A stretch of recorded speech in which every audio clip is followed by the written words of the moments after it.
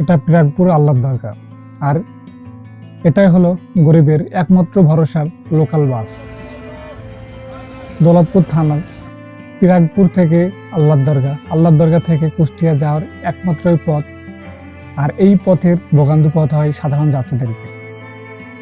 এই 80-র দশকের বাসগুলো যেন সুটকেস, দিনের পর দিন যুদ্ধ করেই চলেছে। কিন্তু কাদের জন্য এই যুদ্ধ?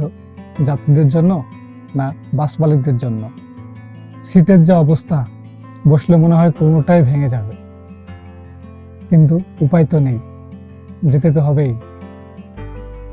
নিরাপত্তার কোনো বালাই নেই, আর স্বাস্থ্যবিধি তো দূরের কথা, কিন্তু প্রতিদিন শত শত মানুষ এই রাস্তায় চলাচল করে, ভোগান্তির যেন শেষ নেই। প্রশ্ন একটাই, এই দুর্দশা আমরা আর কতদিন সহ্য করব? আপনারা যারা সিদ্ধান্ত দেন, তারা কি কখনো এই লোকাল বাসগুলোতে কোনোদিন চড়ে দেখেছেন?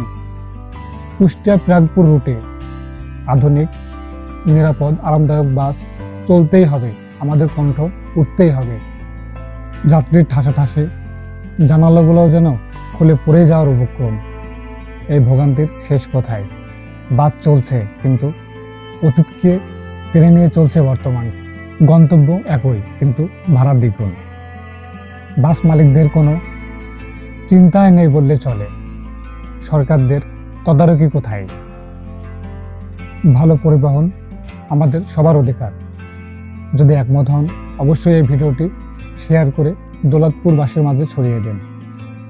ধন্যবাদ।